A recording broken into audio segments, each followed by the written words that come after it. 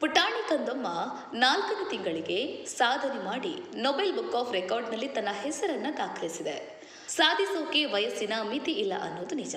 ಆದರೆ ಈ ಕಂದಮ್ಮ 4ನೇ ತಿಂಗಳಿಗೆ ತನ್ನ ಹೆಸರನ್ನ ನೊಬೆಲ್ ಬುಕ್ ಆಫ್ ರೆಕಾರ್ಡ್ನಲ್ಲಿ ದಾಖಲಿಸಿದೆ ಅಂದರೆ ಅದು ಆಶ್ಚರ್ಯನೇ.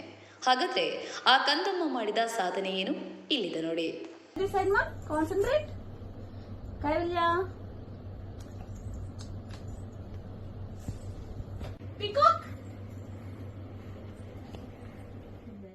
ಆಂಧ್ರಪ್ರದೇಶದ ನಾಡಿಗಾಮಹಳ್ಳಿಯಲ್ಲಿ ಜನಿಸಿದ ಈ ಕಂದನ ಹೆಸರು ಕೈವಲ್ಯ.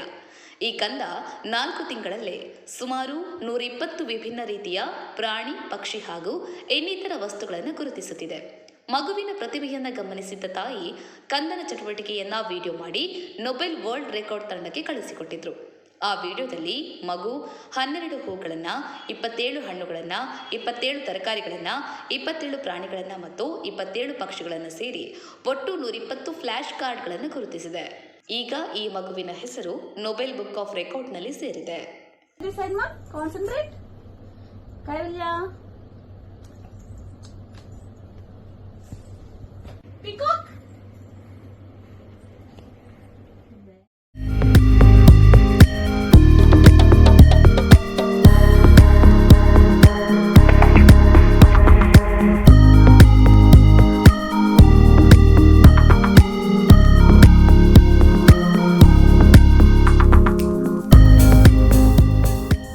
ಹೆಚ್ಚಿನ news ಅಪ್ಡೇಟ್ಗಾಗಿ Prajaprakash news YouTube channel ಅನ್ನು ಸಬ್ಸ್ಕ್ರೈಬ್ ಮಾಡಿ ಮತ್ತು ಬೆಲ್ ಬಟನ್ ಕ್ಲಿಕ್ ಮಾಡಿ.